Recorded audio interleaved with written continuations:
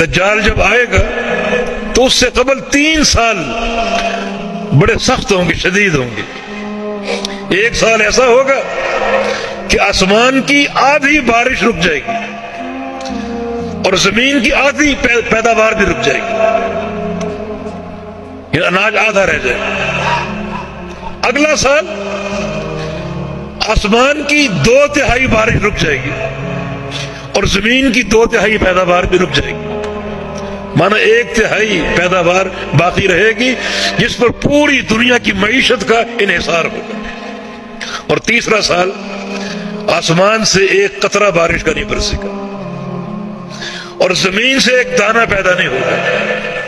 10 سال کا دورہ ہے، پورا سال 1 قطرہ بارش نہیں برسے گی، 1 دانہ نہیں اگے گا۔ اب وہ فتنہ نمودار ہو رہا دجال کا۔ اگر آپ پاکستان جائیں تو وہاں ایسے ایسے لوگ ہیں جو ننگ دھڑنگ ملنگوں کو مشکل کشا مانتے ہیں، نہ ان کو کپڑے کا ہوش، نہ صفائی کا، میل کچیل، کتوں کا چاروں طرف راج ہے، بلیوں کا اور چوہوں کا اور گندگی غلاظت کے ڈھیر ہیں، وہ مشکل کشا ہیں ہمارے۔ ایسے بہت سے لوگ موجود ہیں مشکل کشا۔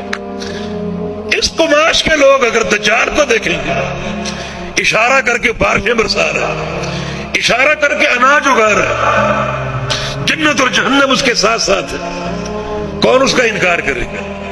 یہ فتنے کا آغاز ہے، فتنے کی یلغار ایک مشبوہ طریقے سے اشارہ کر رہا، بارش برس رہی، اشارہ کر رہا، زمین سے پیداوار ہو رہی، تو کون لوگ اس کو چھوڑیں گے؟ جو ننگے ملنگوں کو مشکل کشا مانتے وہ دجال کا انکار کر سکیں گے؟